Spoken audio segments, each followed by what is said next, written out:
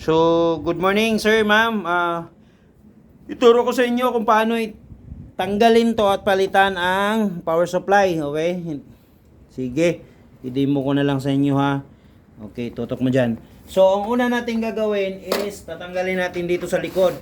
Yan, okay? May 4 na tornilyo yan dyan. So, tanggalin nyo lang yan. Okay? Okay, yan. 4 yan. Okay?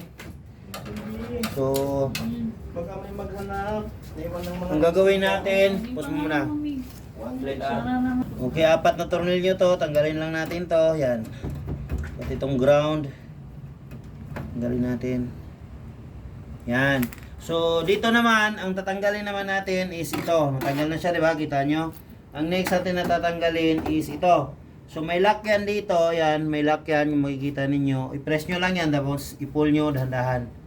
Okay, dahan-dahan lang ha. Then, next naman yan is itong 4 na to. Yung port papuntang board ng hard drive. So, tatanggalin nyo lang yan. Horizontal nyo din siya. I-wiggle-wiggle. Yan, dahan-dahan nyo lang. Okay, mas mainam. Hawakan nyo dito. Tapos, ganyan. Yan. Okay, lahin nyo lang yan. Medyo matigas. First time daw niya. Mahila. Mahila ha. Okay, yan. Okay. Hindi mapasok kundi mahila. So, yan. Tanggal na siya. Yan lang yon. Okay, yan. So, tanggal na yung power supply niya.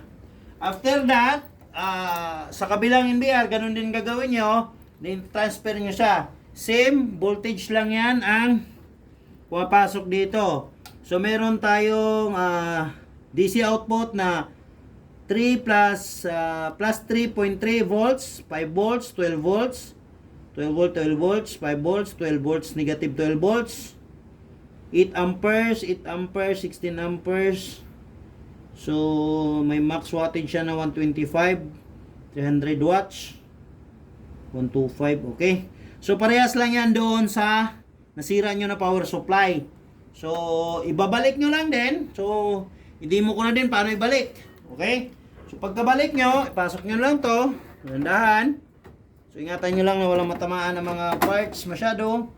So, next is itornilyo nyo muna to. Okay? Yan. Okay? Tornilyo lang na muna natin. Yan. Okay, 4 yan. Balik nyo ha. So, huwag nyo kalimutan ulit ang ground na ibalik din. Ground. So, after nyo that, okay. Mamaya ko na ano yun kasi linisan ko din. So, 4 na tornilyo. Ayaw na. Disgrasya na. Yan. Okay. 4 na. So, next, itong power supply, papuntang mainboard, is ipasok nyo dandahan. Yan. Okay. Yan. Dandahanin nyo lang.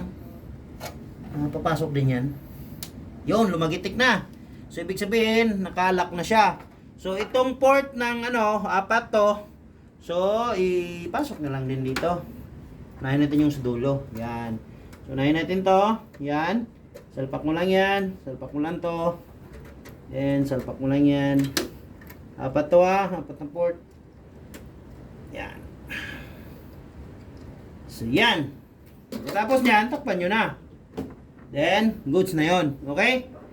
Mga sir, mga ma'am. Sige, mamaya, send ko yung video sa inyo. Okay, tip. Thank you.